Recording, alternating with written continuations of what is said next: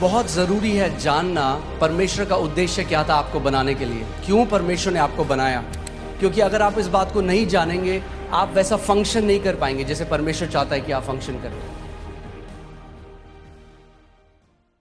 उत्पत्ति 1:26 पढ़ेंगे, इसमें लिखा है, फिर परमेश्वर ने कहा, हम मनुष्य को अपने स्वरूप के अनुसार अपनी समानता में बनाएं और वे समुद्र की मछलियों और आकाश के पक्षियों और घरेलू पशुओं और सारी पृथ्वी पर और सब रेंगने वाले जंतुओं पर जो पृथ्वी पर रेंगते हैं क्या करें? जोर से बोलिए, क्या करें? अधिकार करें। आमीन। जब परमेश्वर ने मनुष्य को बनाया सबसे पहले, तो अब परमेश्वर अपनी इंटेंशन को या अपने उद्देश्य को बोल रहा है कि मैं क्यों मनुष्य को बना रहा हूं। वो कह रहा है, और यहां पे जो परमेश्वर है वो प्लूरल है, यहां पे हम देखते हैं वो त्रिएक परमेश्वर, पिता, पुत्र और पवित्र आत्मा। यहां पर वो कह रहे हैं कि हम मनुष्य को, आओ हम, लेट अस, इंग्लिश बाइबल कहती है अस, यानी एक नहीं, अस, हम। यहां बाइबल में मैं नहीं लिखा, क्या लिखा है? हम। परमेश्वर कह रहा है हम, यानी पिता, पुत्र, पवित्र आत्मा कह रहे हैं कि हम मनुष्य को क्या करेंगे?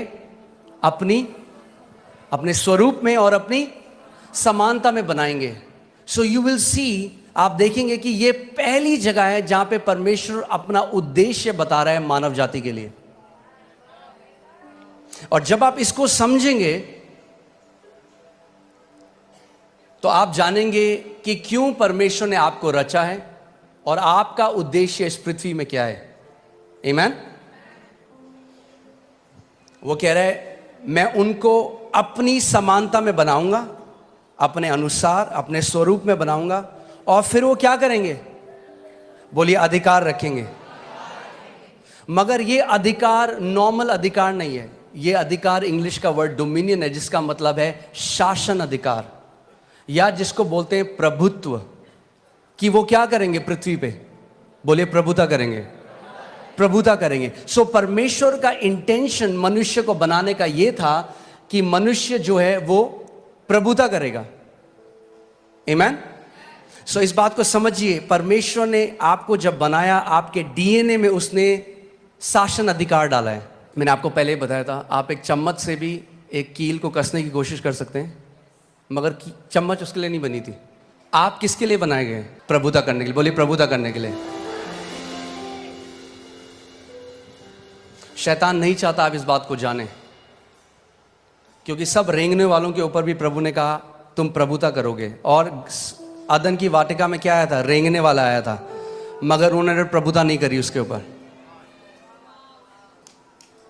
इंग्लिश बाइबल कहती है, everything that creepeth upon the face of the earth, जो रेंगने वाला है। आमीन। सो परमेश्वर ने जब हमको बनाया, मैंने आपको पहले भी बताया था कि परमेश्वर, जेनेसिस में लिखा है, आदि में उसने आकाश और पृथ्वी की रचना करी। आकाश या हेवेंस जो बाइबल में कहती है, वो बात करता है अनसीन रेल्म की, अनदेखी। परमेश्वर का जो राज्य है आप इन आंखों से नहीं देख सकते, मगर वो इस जो आप आंखों से देख रहे हैं उससे भी ज्यादा वो रियल है। आमीन। उससे ज्यादा वो रियल है। आप आंखों से उसको नहीं देख सकते, बट वो रियल है। और परमेश्वर ने पृथ्वी की रचना करी, और परमेश्वर ने जब मनुष्य को